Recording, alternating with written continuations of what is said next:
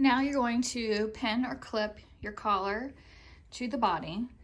So the interfaced main collar is going to be facing the main part of the body, the right sides together. You can see I have the lining side facing out, and I like starting at the shoulder seam and just pinning down.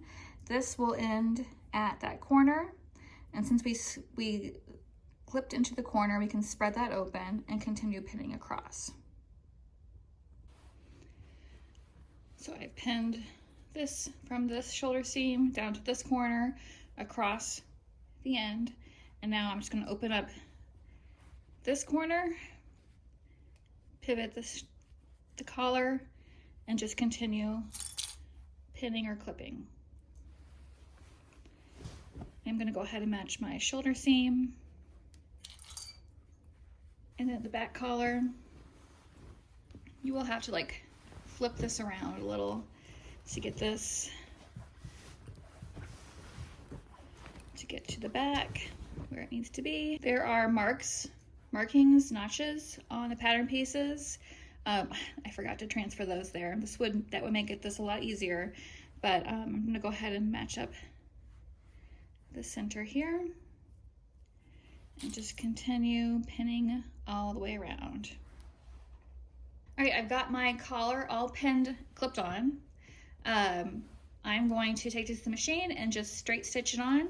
If you're concerned about getting everything to match up, you might want to baste it on first, and then you can, if you're happy with it, then you can just serge it. I'm going to straight stitch and then see where we're at.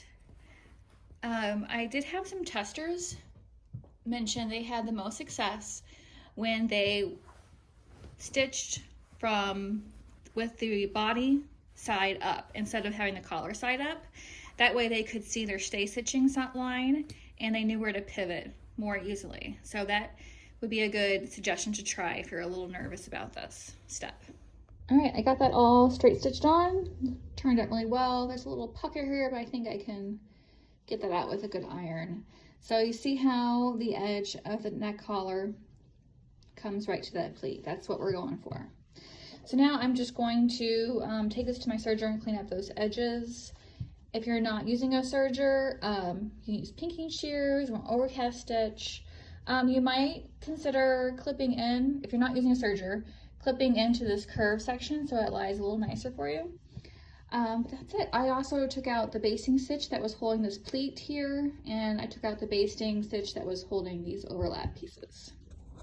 So here's our completed collar. I've pressed the seam allowances out, finish those edges and serge them. It looks really nice. I may go in and top stitch this because I feel like this fabric will take a top stitch really nicely, and I'm pretty sure I have matching thread, so that's always a plus. So now all I have to do is sew the side seams, do the cuffs and hem.